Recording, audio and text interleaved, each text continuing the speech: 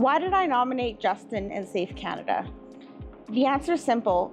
Justin, as a whole, is the kind of person that will constantly put other people above himself, meaning like if a friend needs anything, he will drop whatever he's doing to help that person. I know that firsthand. I had a pretty rough couple months at the beginning of the year, and there was not a day where I didn't need Justin, that he didn't drop everything that he was doing to be there for me.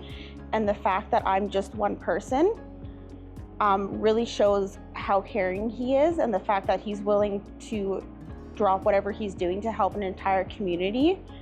And first responders, not just within the city, but, around the province and hopefully one day across the country, really just speaks to the kind of person that he is and what he wants to do, by himself and with Safe Canada.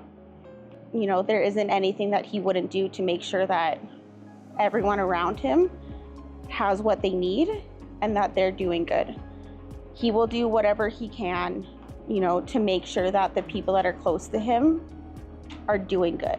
He'll drop whatever he's doing if a friend needs him, if a family member needs him. And like I said, I'm one person, and he's willing to do that for an entire community, province, and hopefully eventually the entire country. And I think that's just amazing.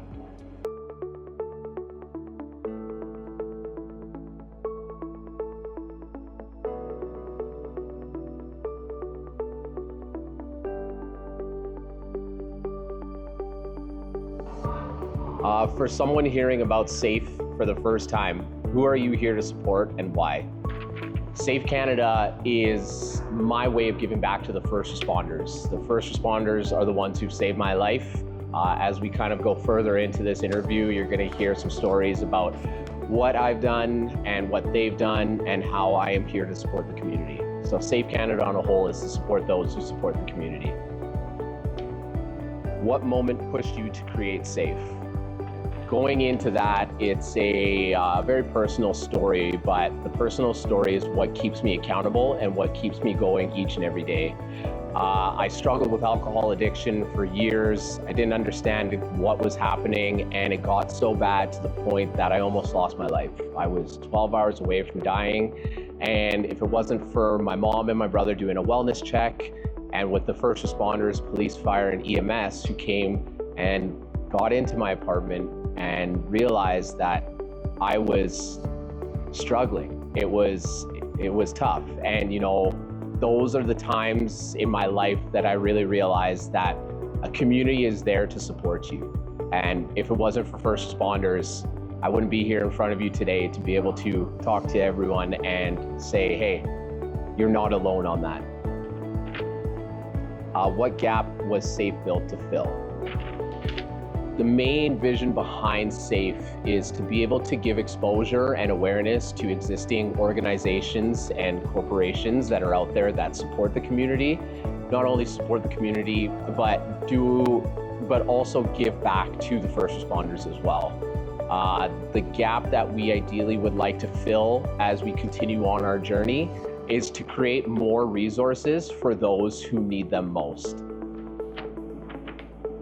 What support do first responders ask for the most right now? Through my conversations with first responders, there's a lot of things that first responders are looking for, but the biggest thing that I've taken away from the conversations that I've had is that the amount of mental health care that first responders have to go through, it's first responders helping first responders. And that's one of the toughest things to hear, because these are the men and women who put their life on the line each and every day for us, and they get little to no thanks. So the biggest thing that I see that needs to be filled is for the community to really come together and be able to give that mental health care and that support to the first responders. The typical journey of helping first responders is not necessarily being right in their face, but it's giving that community gathering support as best as we can. We've done some incredible partnerships. One of them is with A&W and Good Life Fitness, and it's a gesture of thank you what we've done. So every A&W location in Alberta is offering free coffee and tea until the end of the year to all uniformed first responders. It was something that I really wanted to give back, and it was something that took a lot of work, but I love being able to be in the background and be able to see a smile on somebody's face with something as simple as a cup of coffee. Which partnerships make your impact possible? That's a great follow-up. It's many partnerships. We've done partnerships with, once again, A&W Canada, Good Life Fitness, Men's League, which is a men's mental health care organization, Kids Play Foundation, which supports the youth for mental health and prevents youth from kind of straying away with different activities that aren't necessarily what one would want for the youth. We have the Newly Institute, which is the only institution and organization in Alberta that has the PTSD treatment contract for first responders. The list goes on, and as days go on and as we grow, we continue to bring more and more people into the safe community.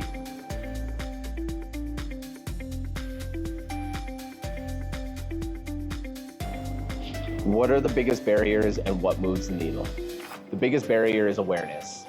Being able to get the exposure to the community and allow the first responders to know that we exist, that's the hardest part. And that's why we create so many partnerships that are strategic in order to create events and campaigns and so forth. So in my opinion and what I see, the biggest thing is awareness.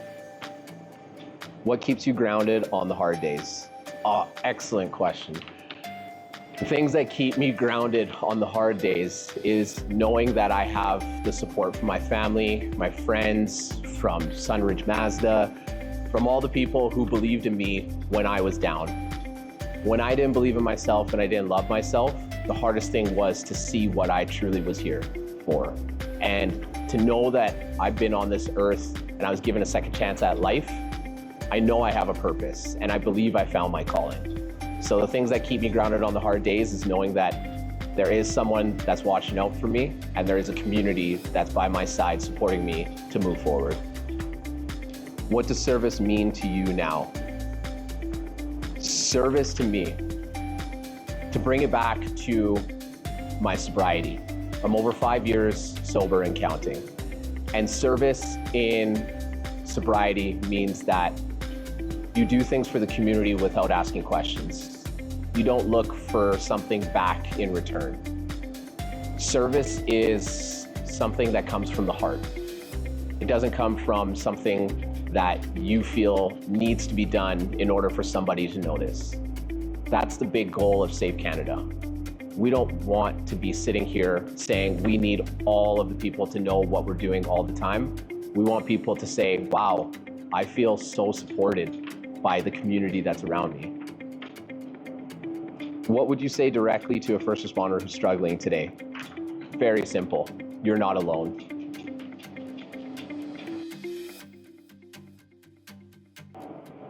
If a viewer wants to help right now, what are the top 1 to 2 actions? The easiest way to get in touch with Safe Canada and help with the community support is by going to safe-canada.com. You can also email directly to Safe Canada. My personal email is justin@safe-canada.com. And you can also follow our social media at safe.canada on Instagram, on LinkedIn, and on Facebook to keep in touch with the community events that we have. Best way to contact Safe to support partnerships or donations. Best way to contact is to reach out directly to me at justin@safe-canada.com. What feedback from first responders or families stick with you? The feedback that sticks with me the most is that families especially feel like they can't go to anybody with the problems that they're facing. I know this from personal experience when my family had to go at it alone when I was struggling. So the ultimate goal and the thing that sticks with me the most is that Safe Canada is there for those families, and Safe Canada allows those families to know that they're not alone.